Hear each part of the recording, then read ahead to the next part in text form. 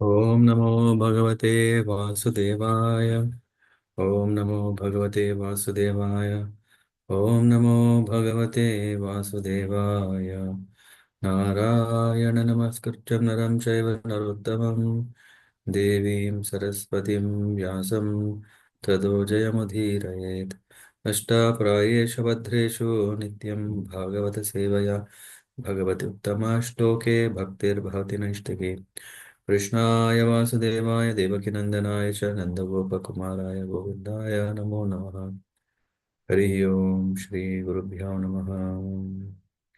ॐ उग्रं वीरं महाविष्णुं ज्वलन्तं सर्वतोमुखं नृसिंहं भीषणं भद्रं मृत्योर्मृत्युं नमाम्यहम्। श्रीनृसिंह जय नृसिंह जय जय नृसिंहदेव प्रह्लादेश जय पद्मा मुखपद्मभृङ्गा हरे Krishna Krishna Krishna Hare Hare Hare Ram Ram Ram Hare Hare. Hare Krishna. So today, in the day two of the glorifications of the pastime of Lord Nrsimha Dev, we will take it from Hiranyakashipu, who has a great fund of knowledge. He was educating his mother how to handle the loss of her son Hiranyaksha, and we covered that. And then we said that Hiranyakashipu, then he plans to become all powerful. Even he tries to become immortal, and yeah, it starts from. Am I audible, everyone? Yes, Prabhuji. Okay. So, Sri Narada Uvacha Hiranyakashipu Rajan Ajeyam Ajaramaram Atmanam Apratidvandvam Ekarajam Yadishtatam. Narad Muni said to Maharaj Yudhishthira that the demonic king Hiranyakashipu wanted to be unconquerable and free from old age and dwindling of the body. He wanted to gain all the yogic perfections like anima, lagima, to be deathless and to be the only king of entire universe, including Brahmaloka.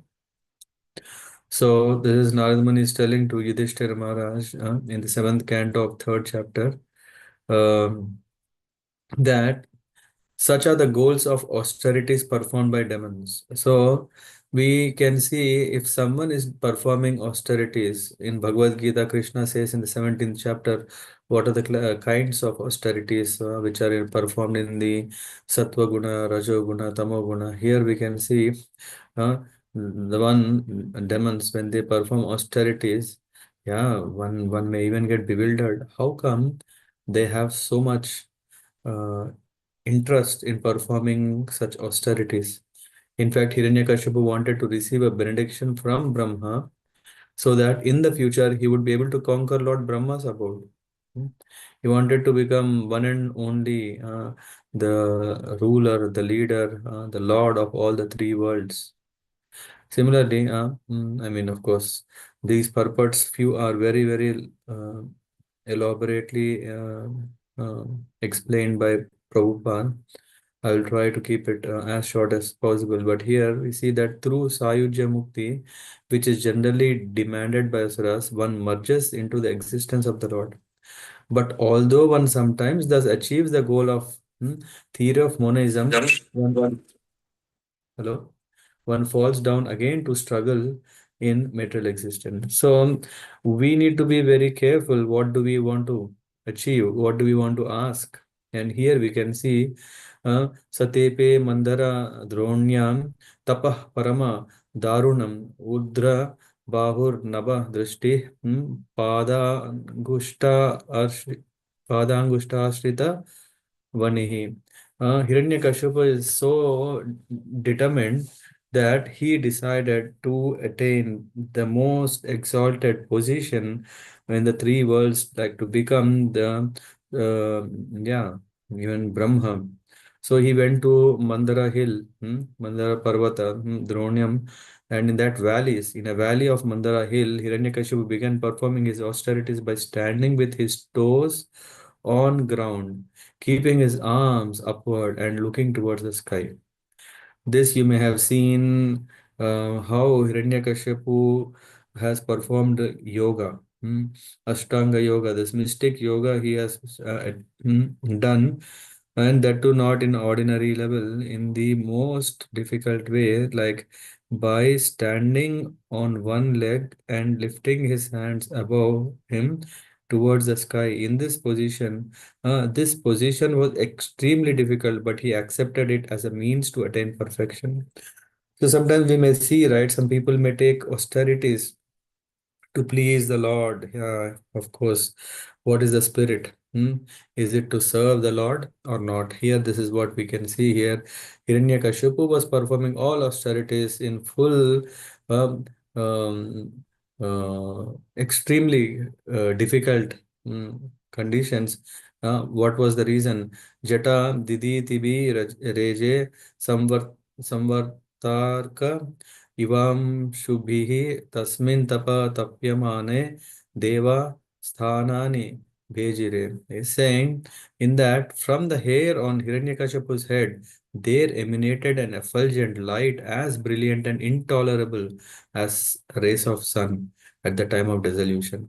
Seeing the performance of this, the demigods who were being wandering throughout the planet now returned to their respective homes.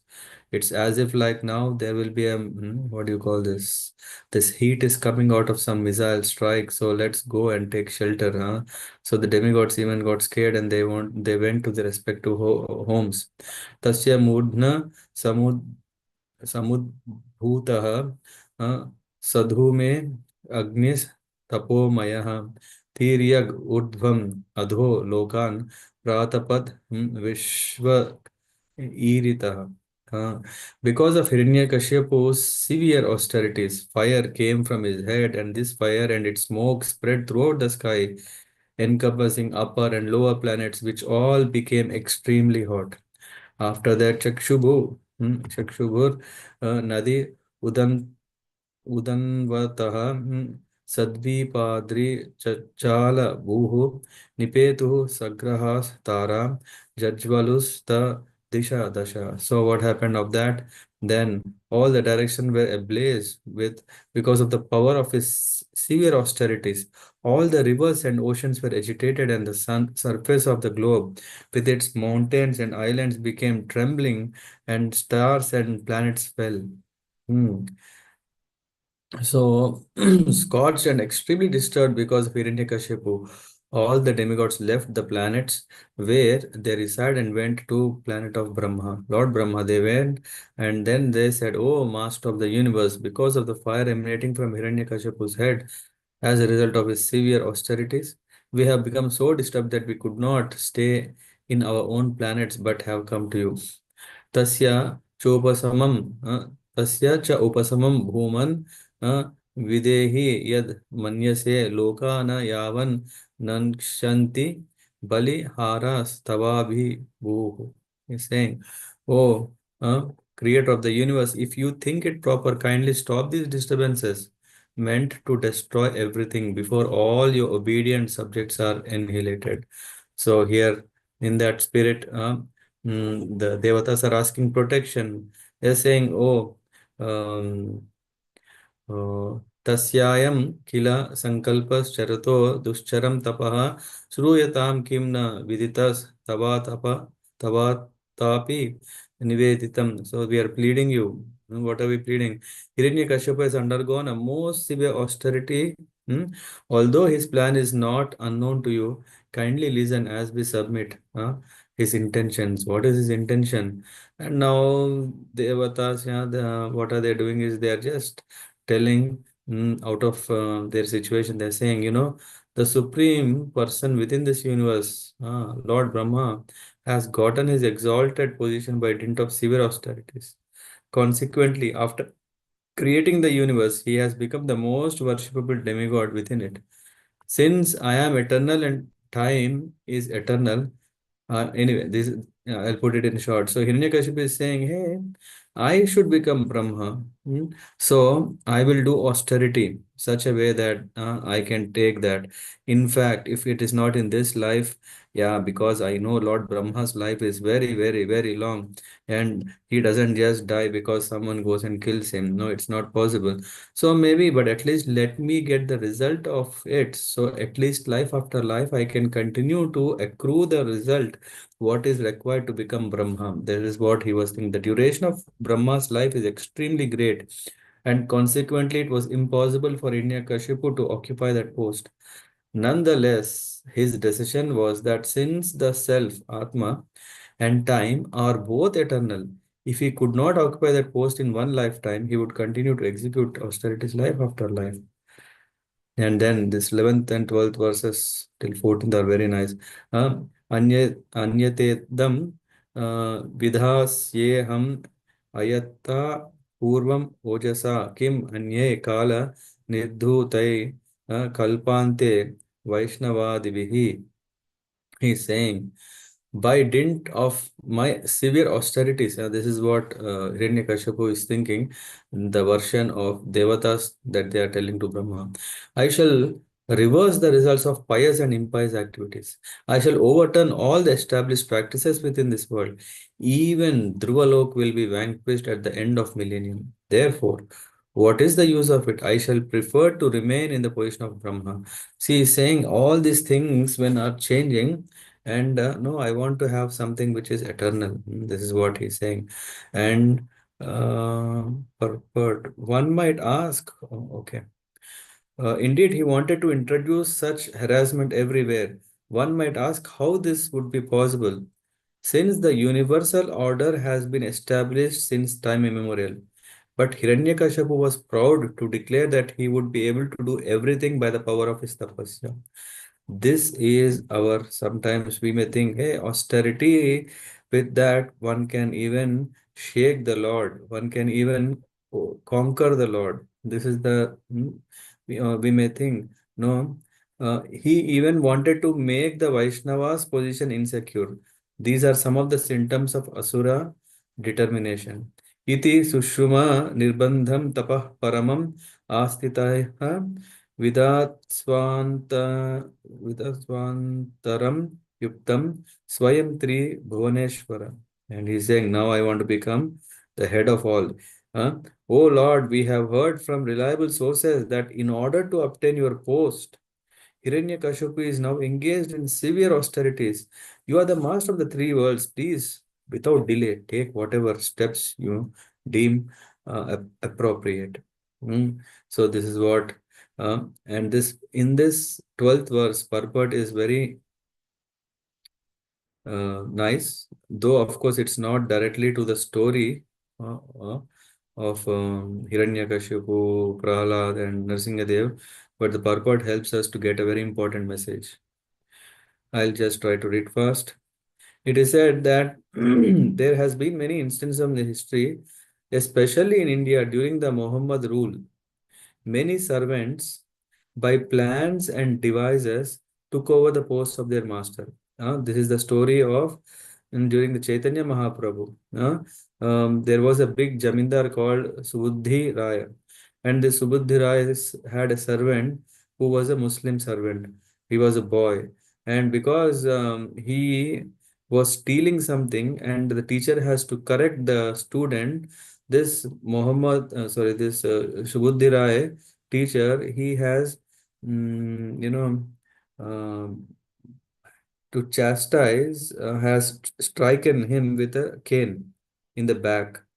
And you know what happened? As the time went, this boy, with all his crooked means, he became Hussein Shah. He became the Nawab of Bengal. And one day his wife, he was asking, what happened to your back? There is this mark. What happened? And when this Hussein Shah told that his teacher has done that, then his wife became agitated and she said, hey, go and kill. Uh, she told him, she requested, uh, husband to kill Subudhi Rai. And Nawab, na, his enemy, all powerful, he was very grateful, though he was very grateful to Subudhi Rai and therefore refused to kill. But when his wife requested, he thought, oh, I have to follow. So what he did is interesting. Taking some water from his water pot, he sprinkled it upon Subudhi Rai and declared that Subudhi Rai has now become Muhammadan. The point is that this Nawab had been an ordinary menial servant of Subudhi Rai, but was somehow or other able to occupy the supreme post of Nawab of Bengal. This is the material world. Everyone is trying to become the master through various devices, although everyone is servant of his senses. Following this system, a living entity, although servant of his senses, tries to become the master of the whole universe. This is the spirit of every individual because we are so much um, are the servants of our ego, servants of. So we always want recognition. We always think master position is respectable, master position is recognizable, master position is great. So let me become the master. Servant is not so good role, not good option. So here what happened? This boy, the Mohammedan boy, um, he was stealing something, and when his guru has corrected, he left, and then with all his means, he still he became master. Yeah, not through ethics and not through principles, but crookedly. And then when his wife inspired him to kill, hmm, and yeah, this Nawab Hussain Shah, he sprinkled this water on Subudra. This is a very important point, and Prabhupada mentions in the purport that this is the material world. Everyone is trying to become master. And in this business of becoming master, what are they doing is they want to become the master of the master. Just like how is water sprinkled. It is, I mean, one cannot become a guru's guru at any time. Why? Because the guru's position is always guru and the student position is always student. Even though we may see sometimes someone is appearing for a gate or cat or whatever under the teaching of someone, he may go even become astronauts or anything, but still the position of a student and teacher is still intact.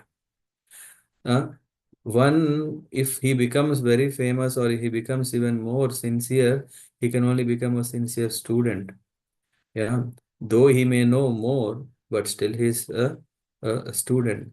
A guru's position is eternal. Yeah, it's ever eternal means he's always guru. A disciple is becoming more and more humble and sincere servant, and that is the ornament of a disciple. Anyway, Hiranyakashipu was typical example here, and Brahma was informed by the devatas that his intention is not good. Tavasanam Dvijagavam. Okay, so he goes, you say, your position within this universe is certainly most auspicious for everyone, especially the cows and Brahmanas. Brahmanical culture and protection of cows can be increasingly glorified, and thus all kinds of material happiness, opulence, and good fortune will automatically increase. But unfortunately, if Hiranyakashipu occupies your seat, everything will be lost. Of course, because out of fear, the devatas are, of course, appreciating, praising Brahma, and also requesting, because who else can they go as a first level of escalation? Therefore, and in this. There is a very important principle in the purport is mentioned. Who, though Hiranyakashipu, being afraid that Hiranyakashipu would occupy the post of Brahma, all the demigods were extremely disturbed. So, and that's why if such a Rakshasa can take over the post of Brahma, then the entire arrangement of the universe, especially protection of Brahmanas, everything will be ruined. So that's why they're saying, oh, please do something. And in this way, Being thus informed by the demigods, the most powerful Brahma, accompanied by Bhrigu, Daksha, and other sages, immediately they went to Hiranyakashipu. And now we know this. What was the condition of Hiranyakashipu? He was completely absorbed in tapasya, in austerity. What he was doing? Nadadarsha pratichannam valmika trina kīchakaihi pipilakabhir achirnam Medastvan Mamsa Shonitam. He is saying that Tapantam Tapasa Lokan Yatha Brapi Hitam Ravim Vilakshya Vismitaha Praha Hasam Stam Hamsa Vahanaha. So what happened is that when Brahma saw, he came to the spot, he couldn't see Hiranyakashipu, yeah, in his normal body. Why? Because he was completely covered. Then Lord Brahma and the demigod spotted him resembling a cloud-covered sun. Why? Because Hiranyakashipu was covered by an anthill and a grass and bamboo sticks. Lord Brahma began to smile and addressed him.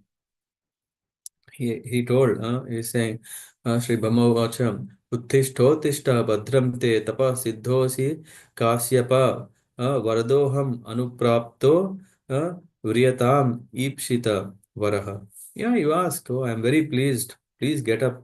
Please get up. All good fortune unto you. You are now perfect in the performance of your austerities. And therefore, I may give you a benediction. Yeah, you may ask whatever you want. I shall try to fulfill your wish. And saying so, Adraksham aha etam te hrit saram mahad adbhutam damsha bhakshita dehasya prana hi astishu sherate. Yeah, I have been very much astonished to see your endurance. It's not easy for someone to do on austerity like this. In spite of being eaten and bitten by all kinds of worms and ants, you're keeping your life air circulating within your bones. Certainly, this is wonderful.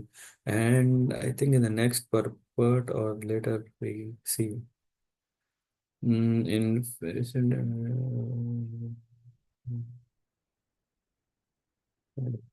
there is okay. Mm, Even saintly persons like Bhrigu, born previously, could not perform such austerities. Who within these three worlds can sustain his life without even drinking water for 100 celestial years? So you are not ordinary. And then, my dear son of Diti, with great determination and austerity, you have done what was impossible even for great saintly persons. Thus, I have certainly been conquered by you. In the purport, Prabhupada is mentioning in this, in regard to the word jitaha, Srila Madhva Muni gives the following quotation from Shabda Nirnaya: Parabhutam Vashastam cha jitabhi uchyate budaihi. If one comes under someone else's control or is defeated by another, he is called jitaha. So here Brahma is saying, hey, I have been conquered by your great austerity. Tatastha Asisa Sarva Dadami Asura Pungava Martasya Te Hi Amartasya Darshanam Nafalam Mama. He's saying, okay, I am very pleased.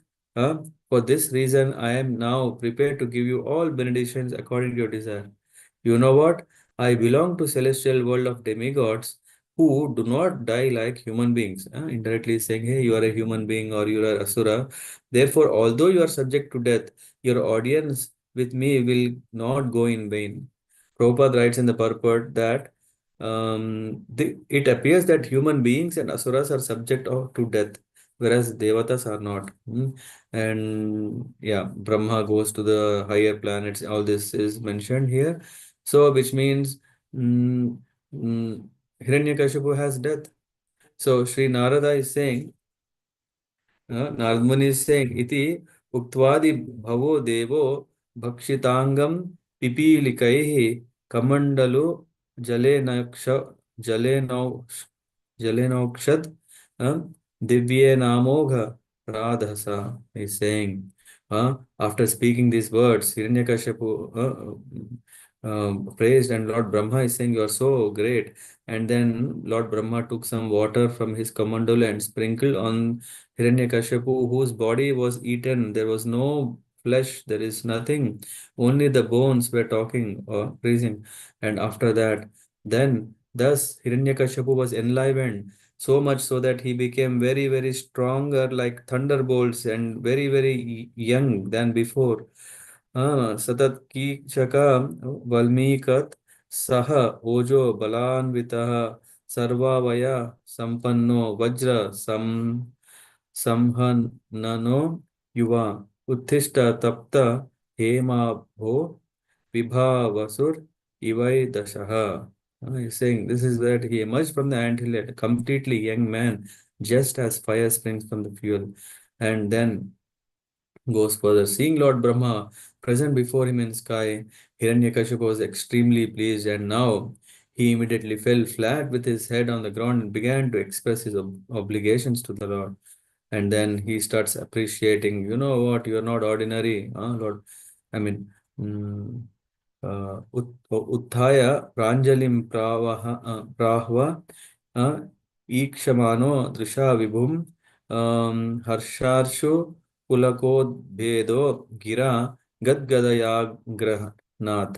He's saying, thus getting up from the ground, then getting up from the ground and seeing Lord Brahma before him, the head of Daityas was overwhelmed by jubilation with tears in his eyes. I think I missed one of the important points in one of the purports. It comes, Prabhupada mentions when Hiranyakashipu could perform such a terrible, extremely difficult austerities, and he could attain this siddhis like Lagima and what is the other one? Agima? No, Lagima Anima. and huh? Anima. Anima, right. Such a great, then, yeah, he can't be. Why is still called Rakshasa? Why is he still called Asura? Why not he can be called as the Lord? In the purport, Prabhupada mentions that it is because Hiranyakashipu has done all this for his self-interest, for his sense gratification. One who does this for sense enjoyment and sense engagement, even if he does many kinds of austerities, but if it is for him, he is to be considered a Rakshasa. He is to be considered as Asura. I don't know, maybe it will come in one of the purports upcoming, but yeah. So, Hiranyakashipu Uvacha Kalpante Kalashrestena Yo Andhena Tamasa Vratam Abhivang Abhivyangam Abhivyanag Jagat Idam Swayana Jyoti Rochisa. So Hiranyakashipu is offering his obeisances, and he starts appreciating the greatness of Lord Brahma in a series of verses. He's saying, Nama Adhyaya Bijaya Jnana Vijnana Murtaye Pranendriya Manobuddhi Vikare Vyaktim Iyushe. He's saying, I offer my obeisances to the original person within this universe, who is cognizant, who can apply his mind and realized intelligence in creating this cosmic manifestation. So all this glorification, and Prabhupada writes in purport to really make us understand what is still the position of Brahma. The first created living being is Brahma. As stated in Srimad Bhagavatam, Tene Brahma Hridaya Adi Kavaye. Although Brahma is the first created being, he is not independent. Whereas Hiranyakashipu is, because of his poor fund of knowledge, he is considering Brahma is all in all, everything. Then Hiranyakashipu is saying, yeah, your lordship being the origin of life of this material world is the master, controller of living entities, both moving and stationary. You maintain the mind and acting and knowledge acquiring senses, and therefore you are the great controller of all material elements and their qualities, and you are the controller of all desires. Huh? And goes, he's saying that you inspire the yajnik brahmanas to perform the rituals mentioned in the three Vedas. Yeah, you are beginningless, you are endless, you are omniscient, beyond the limits of time and space.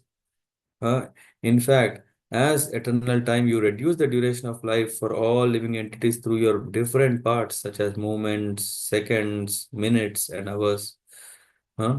Nonetheless, you are unchanged, resting in one place as a super soul, witness, and supreme Lord, the birthless, uh, all pervading controller, who is the cause of life of all living entities.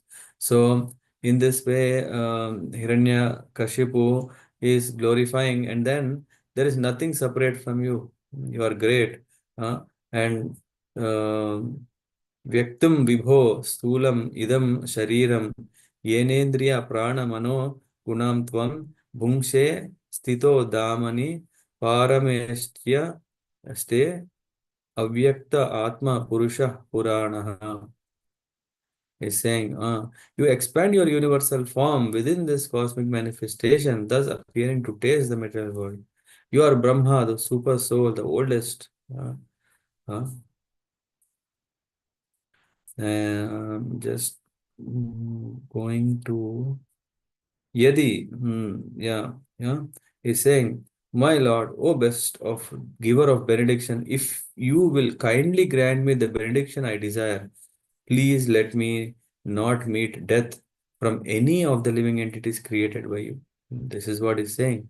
Yadi dasyasi abhimatan, if you think that I am your servant, varan me varadottama, you are the best of the one who bestow blessings. Bhutebhya, the no living entity should kill. Tvad vrishritebhyo mrityurmam bhu Mama Prabhu. Oh Lord, please bestow that. And then Nantar Bahir Diva Naktam Anyasmad Api Chayu Daihi Na Bhumo Nam Bare Mrityur Na Nare Na Mrigay Api. He's saying, give me that, sorry, grant me that I not die within any residence or outside any residence, during the daytime or at night time, nor on the ground or in the sky. Grant me that my death not be brought by any being other than those created by you, nor by any weapon, nor by any human being or animal. Hmm. Hiranyakashipu was very much afraid of Vishnu's becoming an animal like Varahadev, right, who came to kill. So that's why he said he was therefore very careful to guard against all kinds of animals. But even without taking the shape of an animal, Vishnu could kill him by hurling with his Sudarshan Chakra. That he didn't know. So anyway, as whatever possible, he tried to have insurance against his death. Vyasubhir Vasumabdhir Va Sura Sura Mahoragaihi Aprati Bandva Tam Yuddhe Aika पत्यं च देहिनां सर्वेषां लोकपालानां महिमानां यथात्मनः तपोयोग प्रभावानां यन्न ऋष्यति करहिचित्. He's saying, give me, grant me that I not meet death from any entity, living or non-living. Grant me further that I not be killed by any demon or demigod, or by any great snake from the lower planets. Since no one can kill you in the battlefield, you have no competitor. Therefore, grant me the benediction that I too may have no rival. Give me sole lordship over all living entities and preceding deities, and give me all glories obtained by that position. Furthermore, give me all mystic powers attained by long austerities and practices of yoga, for these cannot be lost by anyone. Lord Brahma obtained his supreme position due to long austerity. So Hiranyakashipu wanted same benediction so that whatever he will get, nothing should be lost. So in this way, he tried his best to get a life of almost immortality, yeah, so that no one can harm him, And not only that, he can be blessed also for all the austerities that he has done. So here we can see uh, Hiranyakashipu is very, very intelligent. He is also what do you call this? Shastra Kovida.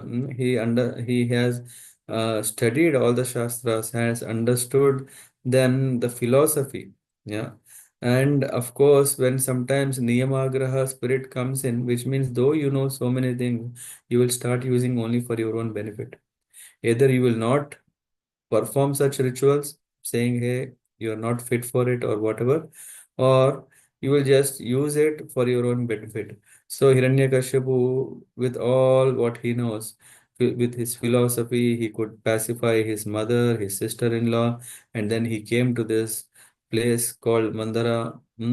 Um, uh, in the valleys of Mandara Hills.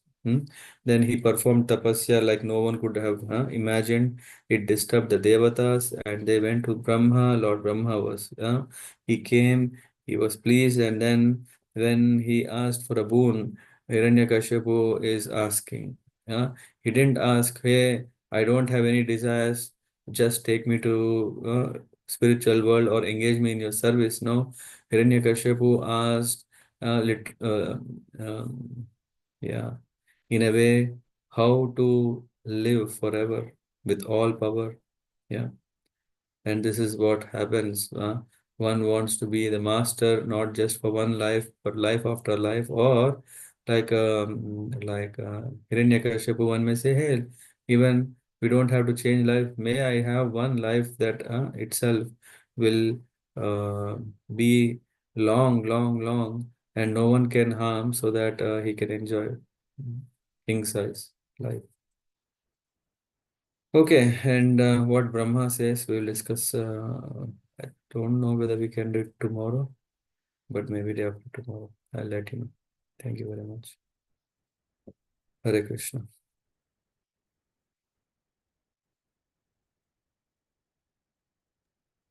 Hare Krishna, Prabhuji. Thank you so much, Prabhuji. Hare Yeah. Krishna. Mata. Yeah. Thank It you, was very, Prabhuji. Hare Krishna. Yeah, Hare Krishna. Mata.